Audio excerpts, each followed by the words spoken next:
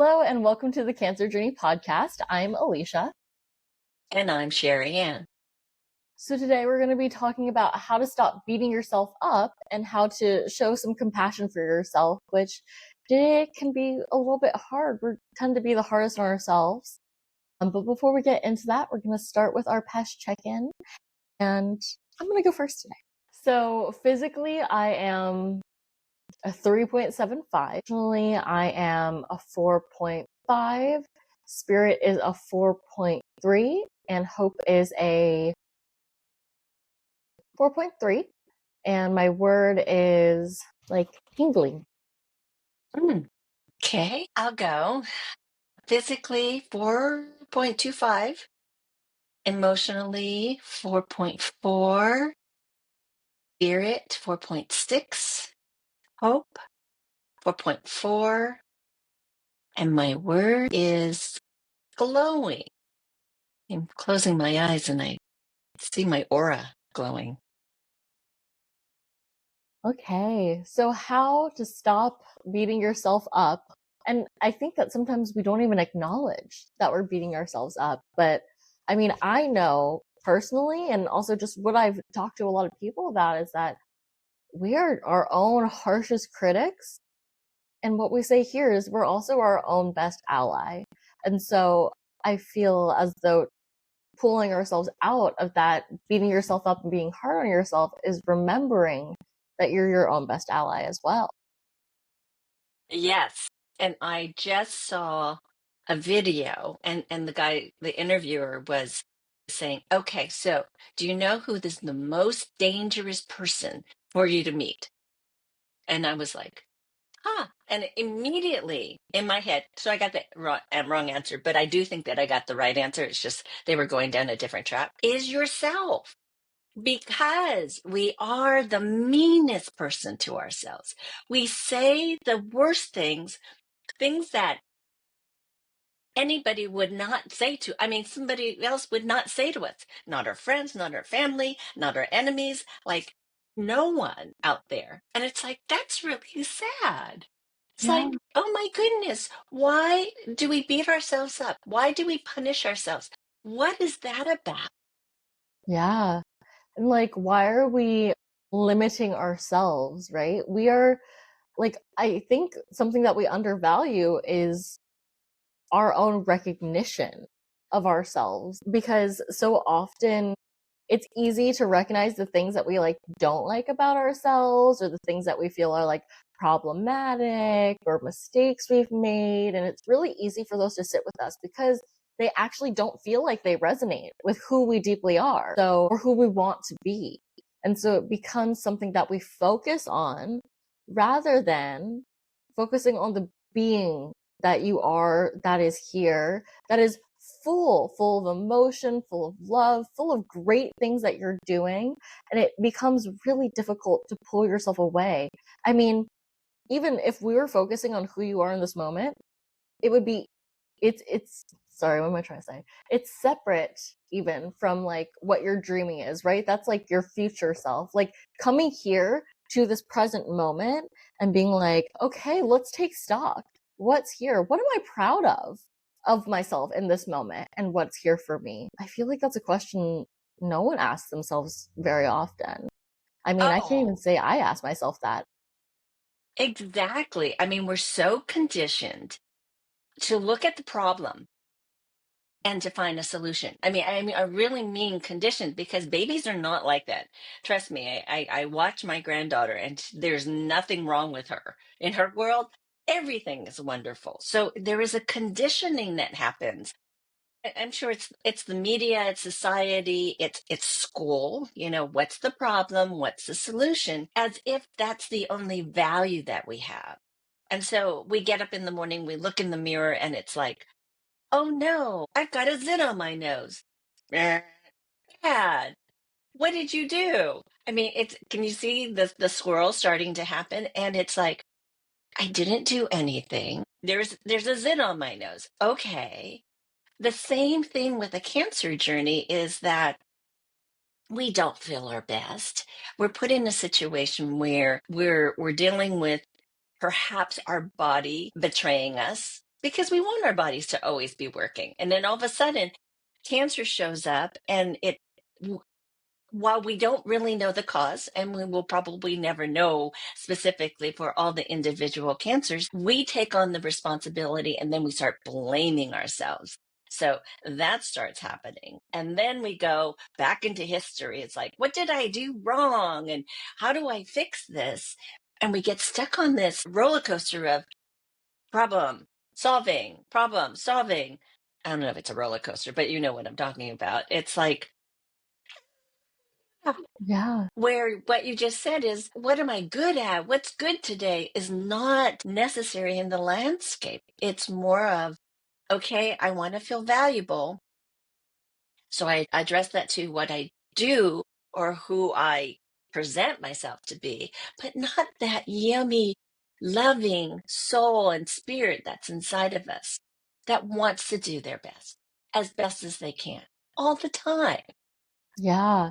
What's really interesting that just also came to mind is that, like, when you're on a cancer journey, so much of your physicality changes, changes in a way that, first of all, is out of your control, but in a way that feels like not who you are. You're not familiar with it. You're not happy about it. You're not proud of it. It really brings you down. And I mean, obviously, we're a culmination of many parts. We are physical, emotional, mental, spiritual beings. And so when we're disconnected from all of those or not feeling good in all of those, especially when we're not taking care of our mental and emotional health and we're super depleted, we start to feel like, what's the point? You know, and that's when people start to get really, really hard on themselves and really beat themselves up because in all these different categories in their life, they feel as though they're failing without any control or sense of how to move back into control with those pieces. And that's also where we come in with the emotional, mental, and spiritual, because we can't help your physicality in that way. We are not your medical team. We're not telling you what treatment to get. We're not telling you, yes, you should cut all your hair off now. Like, we're not doing, yes, get surgery. We're not telling you those things. But what we know we can absolutely help with is your mental, emotional, and spiritual health. And so when those feel more elevated and you can feel more solid, while the physicality may remain low or on whatever journey that physicality is on, overall, you will feel a lot more grounded and purposeful and valuable for yourself, not for anyone else. And another thing that kind of sparked for me was this: when we come into a problem or just a situation we don't know how to solve, immediately our reaction is to look for a solution, right? And so Mhm. in looking for a solution, sometimes, especially when it comes to cancer, which is quite medical, we think science, we think math, we think prove it, give me numbers, give me some sort of equation, give me a clear, this is what you do answer. And I'm not saying that everyone is always looking for just a singular answer, kind of like cure all at the end of the day.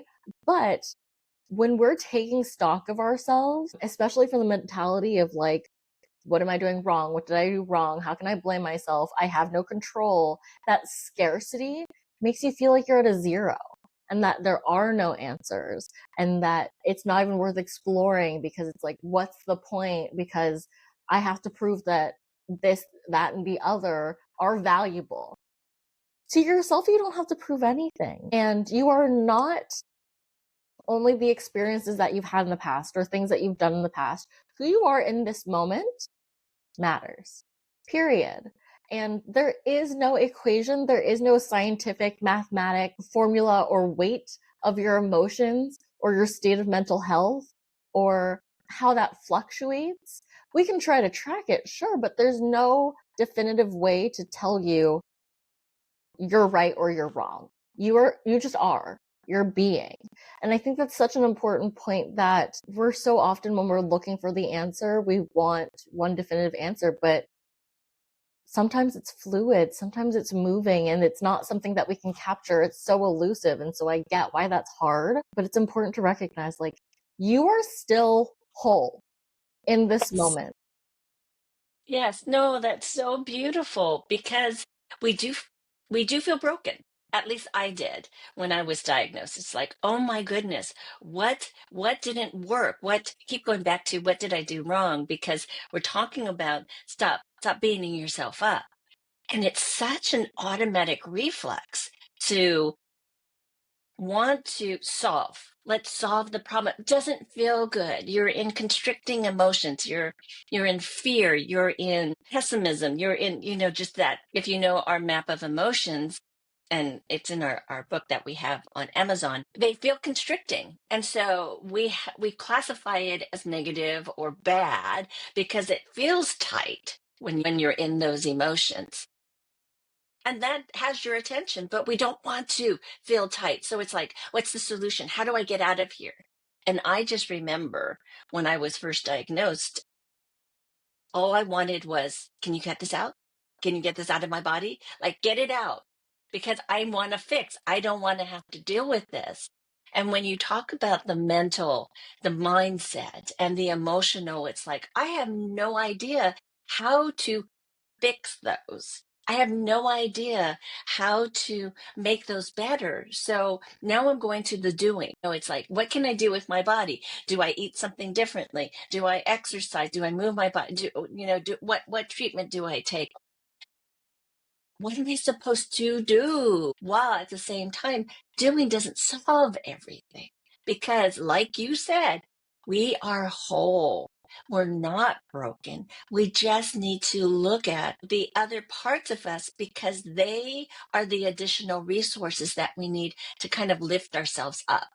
So if we take it, slow it down, which seems to be the antithesis of what you want to do when you're beating yourself up. It's like, I don't want to slow down. I don't want to feel this. Here we go. Let's feel it. Because the answer to what you need is there in that quiet. And sometimes it doesn't scream. And I feel like every time I do a podcast, because I'm so passionate, I'm like, my voice gets loud and I get adamant. But in that pause, in that quiet, in that space, we can actually hear those inner parts of us and what they want. Yeah, absolutely. I mean, we say this all the time. Your emotions are messengers, and the more that you ignore them, the louder they get, and they're not going to go away.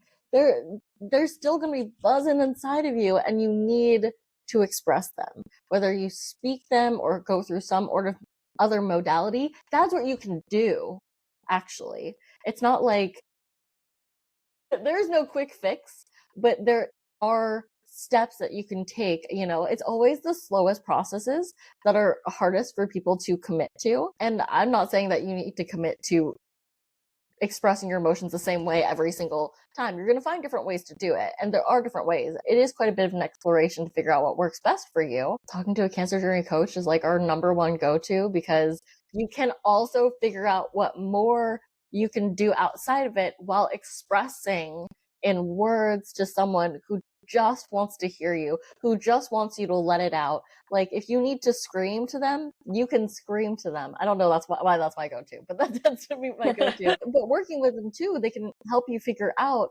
okay, outside of this, what else is there? Is it journaling? Is it making music? Is it scream singing in your car? Is it like exercising? There are other ways to release some of those constricting emotions. And just as you said, like you can feel the constriction that happens with them. And that's why we call them constricting. And so they need a release. Yeah. So I do want to say that as you are on your journey to stop beating yourself up, because I think it's in everyone's favor to stop beating themselves up. We know that that voice is always going to be there, that kind of harps on you in the back. That's something that is deeply ingrained in us. And sometimes it is protective and sometimes it's quite destructive, but it'll likely always be there.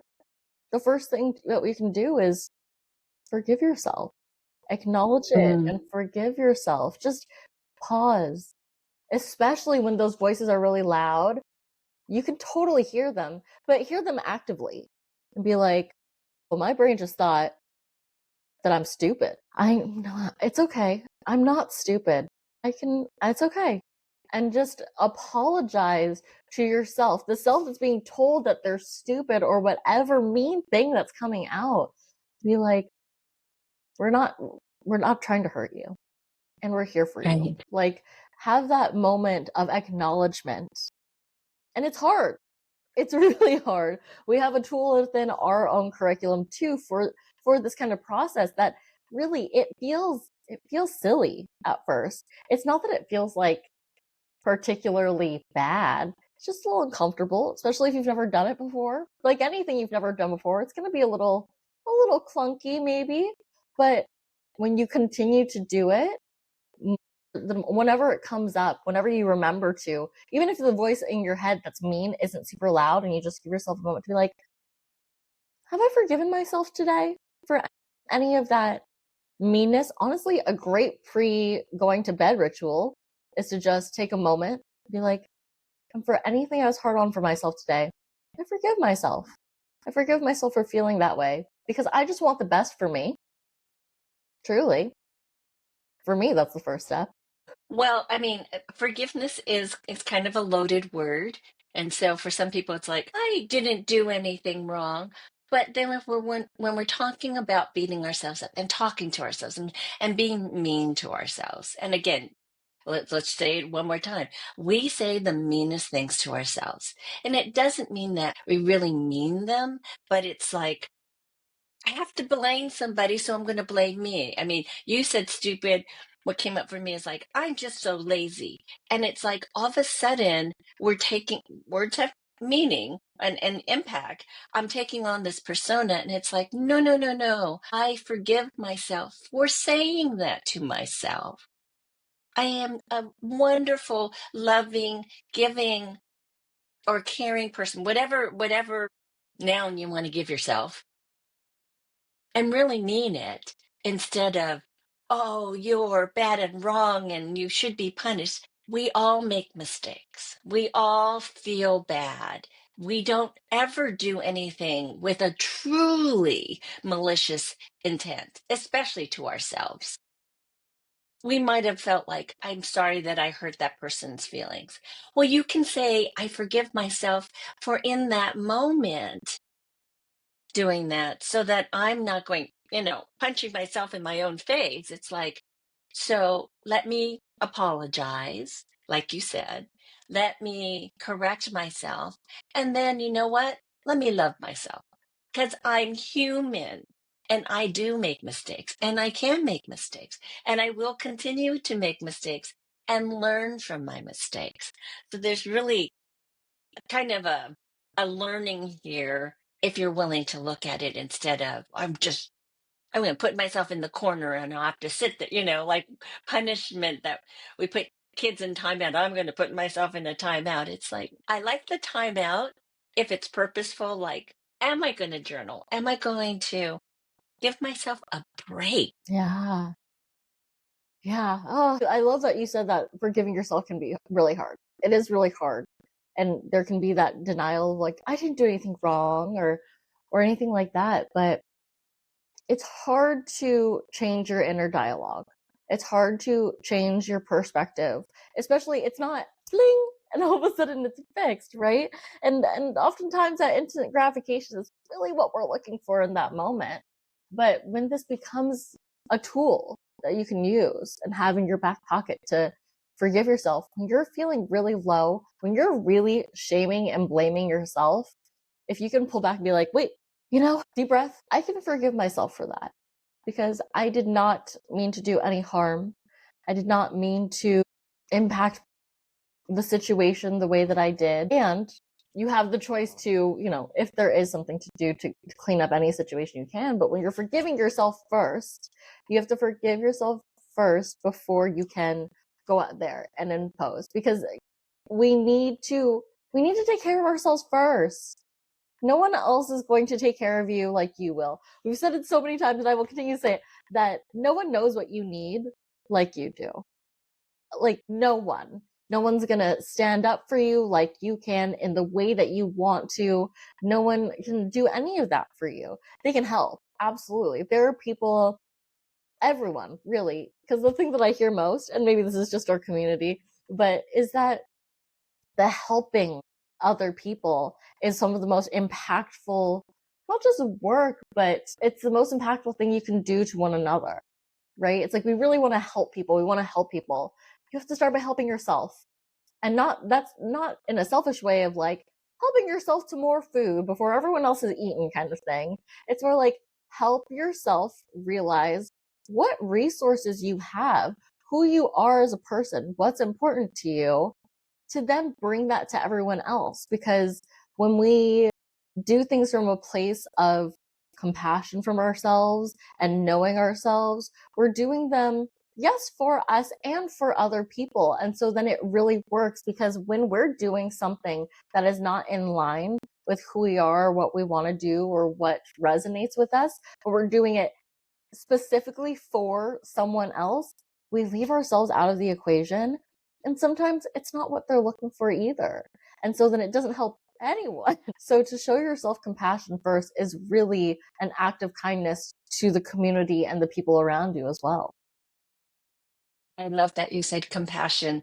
Compassion, and because if we could give ourselves compassion, which I think is the highest form of love out there, then we can have more compassion for other people.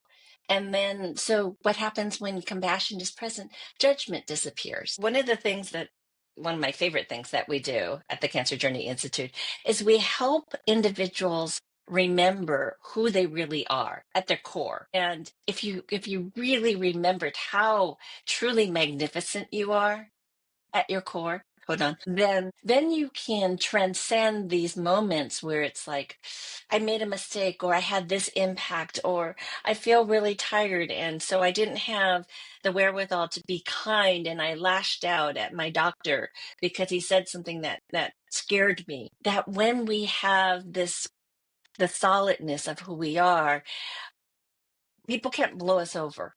So I just want to say, like you said, only we know what's going on inside of us. And I used this analogy this morning. It's like when we give our power away out there to somebody else to tell us what to do, or to like banish ourselves, like make ourselves small and others more important. It's kind of like going to the doctors and we're saying, I have a pain. Where is it? Like we're asking them, where is it? What do I do with it? And they go, okay, well, I'm not in your body, but I'm going to say it's in your knee. And you're like, okay, it's in my knee, but really it's in my tummy. And it's like letting them run the my life and the solutions. Like, that's ridiculous, right? We wouldn't say I'm in pain. Let somebody else tell us where that pain is and know full well that it's not there, and then not say anything. I mean, it's kind of ridiculous, but we do it all the time. I have this situation. What should I do? I'm upset with this. Here, I don't have the power to fix it. You fix it for me. But nobody else really knows what's going on with us and what we want. So another big thing that we do is not only we help you really know yourself at your core, but it's like, well, what do you want? Because only you know that. And we empower you to ask for Yeah. what you want. Yeah. And when we say we want people to have their power back, we just want them to know that they have that impact. They have the ability to rally their own resources with what they already have to come up with this result that they're dreaming of and that they really want and need. I want to do my takeaway, but I also want to tap on, and I think actually this is part of my takeaway, is that you said something about compassion is that when you have compassion, that you can then release judgment. I love that. I love that because we think of judgment. We think of judgment so much. And that's a huge part of beating yourself up, is the constant judgment of yourself. And so when we do show ourselves that compassion and that forgiveness, we can then also turn that to other people. And I do think it tends to be easier to show that to other people than ourselves, but it's such a gift to be able to turn that around on ourselves. That way we know that we are grounded in who we are and that our actions are coming from a place of that resonates with us, not just oh, I should be doing this or I should be doing that. I should be giving to the needy kind of thing. It's like, no, it's coming from a place of me deeply wanting equality and care and love and sharing of resources. My takeaway is just to slow down and take some time to forgive yourself so that you can better give what you really want to give and receive what you really want to receive. Um, wow, is that the key to everything? It might be. And it tends to be one of like the biggest barriers, I think. Like it's such a big topic. But my PESH, physically I'm a 3.9, emotionally a 4.6, spirit is a 4.4, hope is a 4.35, and my word is love. It feels cheesy to say that Ooh. sometimes because I want my word to be like, ooh, but it feels love. My takeaway is if I show the love that I have for my fur babies, because everybody can relate to that, I think. And if you don't like, if you don't have animals, anyone that you love so completely. And I think about how I talk to them, and I'm like, oh, you're such a good girl. Who's a good boy today? I love you. I mean, I say I love you to them all the time because I know that they feel it and I know it's nurturing. I don't go around saying, I love me. I love you. I don't. I just don't. Why is that? Because that's the way I want to talk to other people and to have impact on other people. Well, so my invitation is that we all talk to ourselves as we do those people that we love the most. Like, I love you. You are a good girl, woman, mother, whatever. And yeah, that feels good. My PESH, physically 4.4. Only coughed twice today. Emotionally 4.6. Spirit 4.7. Hope 4.5. And my word is compassion. Well, thank you for tuning in today. We'll be back next week with a new episode. Yes. Have a lovely rest of your day. And remember, you're so much more powerful than you realize.